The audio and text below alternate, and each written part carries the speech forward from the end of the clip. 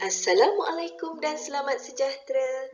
Hai, saya Cikgu Lia. Melalui video ini, Cikgu akan bimbing kamu untuk menjawab soalan pemahaman petikan umum khusus untuk mata pelajaran Bahasa Melayu SPM KSSM.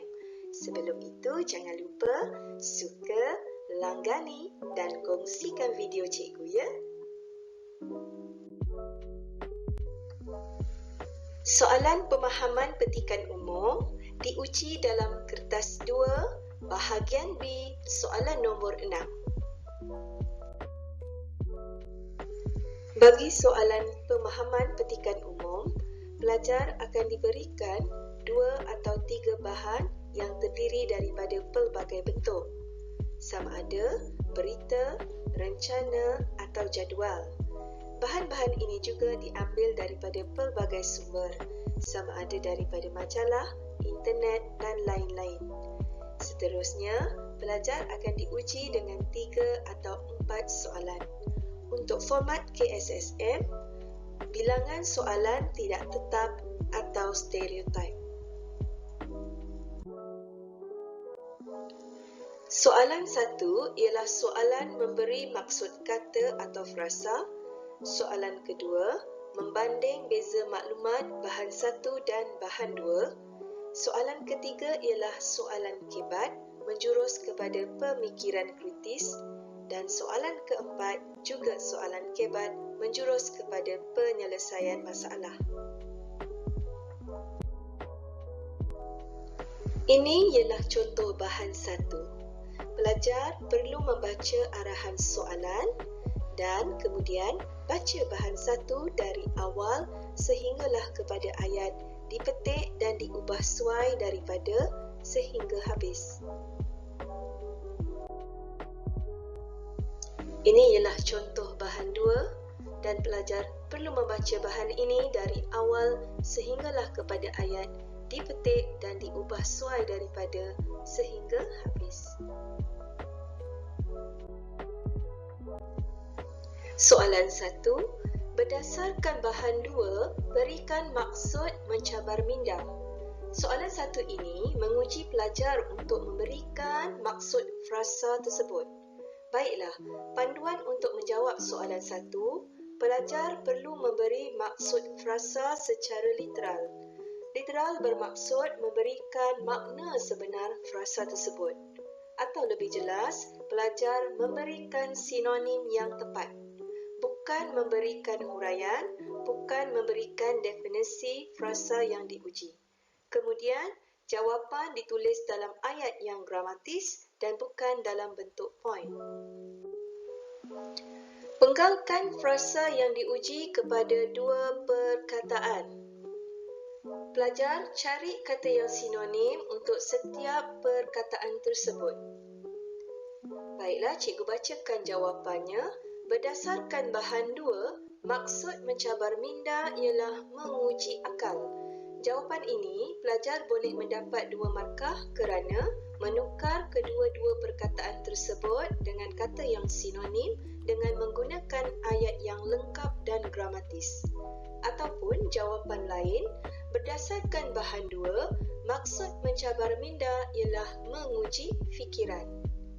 Sekiranya pelajar hanya mampu untuk menukar 1 perkataan sahaja, tulis jawapan pelajar dengan mengekalkan salah satu perkataan asal.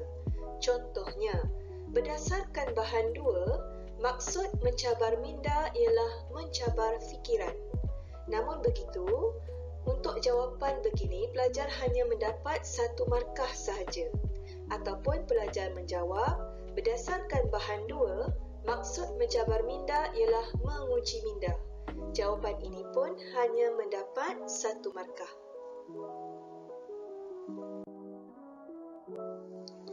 Soalan kedua, merujuk bahan 1 dan bahan 2, nyatakan persamaan dan perbezaan faktor yang menyebabkan permainan tradisional dan permainan dalam talian menjadi pilihan masyarakat. Baiklah pelajar, panduan untuk menjawab soalan ini, sila jawab ikut kehendak soalan dan banding beza maklumat dalam bahan 1 dan bahan 2. Jawapan mestilah ditulis dalam ayat yang gramatis dan bukan dalam bentuk point. Ambil sebahagian daripada soalan untuk dijadikan kepala ayat jawapan. Untuk menjawab soalan kedua, pelajar perlu baca bahan 1 dan bahan 2 dengan teliti. Kemudian, gunakan pen penyerlah berbeza warna untuk menandai jawapan pelajar. Sebagai contoh, cikgu tandai frasa memberi keseronokan dengan warna kuning untuk menandakan jawapan bagi persamaan faktor. Kemudian, frasa memberi manfaat terhadap kecerdasan rohani dan jasmani ketika bermain di luar rumah, cikgu tandai dengan warna biru untuk membezakan bahawa ini ialah jawapan bagi perbezaan faktor. Ini ialah contoh bahan 2. Cikgu telah tandai frasa memberi keseronokan dengan warna kuning untuk menunjukkan bahawa ini ialah jawapan bagi persamaan faktor. Kemudian, frasa mencabar minda dan menjana kreativiti, cikgu tandai dengan warna biru menunjukkan jawapan bagi perbezaan faktor. Ini ialah contoh jawapan bagi soalan kedua. Merujuk bahan 1 dan bahan 2, persamaan faktor yang menyebabkan permainan tradisional dan permainan dalam talian menjadi pilihan masyarakat ialah memberi keseronokan. Selain itu, perbezaan faktor yang dikemukakan dalam bahan 1 ialah memberi manfaat terhadap kecerdasan rohani dan jasmani ketika bermain di luar rumah. Manakala, bahan 2 pula mengemukakan faktor mencabar minda dan menjana kreativiti. Dalam jawapan ini, cikgu mengambil sebahagian daripada soalan untuk dijadikan kepala ayat jawapan. Selain itu, untuk jawapan ini, pelajar boleh mendapat markah penuh 3 kerana telah mengemukakan satu persamaan faktor daripada bahan 1 dan bahan 2. Kemudian, pelajar telah mengemukakan 2 perbezaan faktor daripada bahan 1 dan bahan 2. Dan yang paling penting, pelajar menulis jawapan ini dengan ayat yang lengkap dan gramatis. Soalan ketiga, permainan tradisional semakin tidak diminati oleh generasi muda. Pada pendapat anda, apakah faktor-faktor perkara tersebut? Baik pelajar, bagi soalan ini, pelajar perlu mengemukakan pendapat kamu tentang faktor-faktor permainan tradisional semakin tidak diminati oleh generasi muda. Soalan ketiga ialah soalan kebat, maka dengan itu pelajar perlu menggunakan idea pelajar sendiri untuk menjawab dan jawapan tiada dalam bahan 1 atau bahan 2. Jawapan yang dikemukakan mestilah relevan dengan soalan dengan menggunakan ayat yang gramatis. Maksud gramatis di sini ialah mengambil sebahagian daripada soalan untuk dijadikan kepala ayat jawapan. Seterusnya, gunakan teknik pitisan dan teknik suka untuk membina ayat jawapan yang baik dan lengkap. Teknik pitisan ialah singkatan bagi pihak, tindakan dan alasan. Manakala teknik suka ialah singkatan bagi kata hubung supaya, untuk, kerana dan agar. Pelajar, bagi soalan ketiga, cikgu cadangkan pelajar mengemukakan 3 isi jawapan. Ini ialah contoh jawapan bagi soalan yang ketiga. Pada pendapat saya, faktor-faktor permainan tradisional semakin tidak diminati oleh generasi muda kerana mereka lebih meminati permainan moden yang lebih canggih kerana kemajuan sains dan teknologi. Selain itu, generasi muda menganggap permainan tradisional sudah ketinggalan zaman kerana tidak seiring dengan trend hidup mereka sekarang.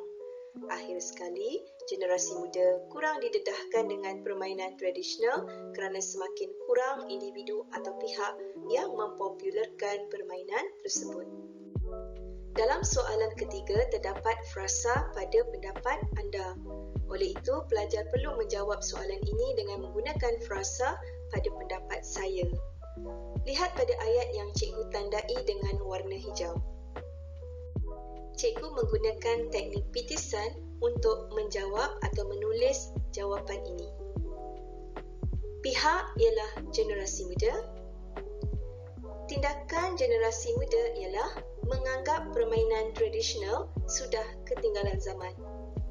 Kemudian, cikgu gunakan kata hubung kerana untuk menyambung alasan bagi tindakan tersebut.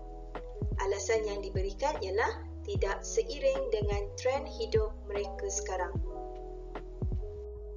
Bagi menjawab soalan ketiga, cikgu menggunakan teknik pitisan dan suka untuk membina ayat jawapan yang baik dan lengkap. Bagi jawapan ini, pelajar boleh mendapat markah penuh 3. Soalan keempat, andaikan anda ialah seorang pegawai di Kementerian Kebudayaan, Kesenian dan Warisan dan telah diberikan tugas untuk mempopularkan permainan tradisional ke seluruh negara. Cadangkan langkah-langkah untuk memastikan tugas kamu dapat diselesaikan.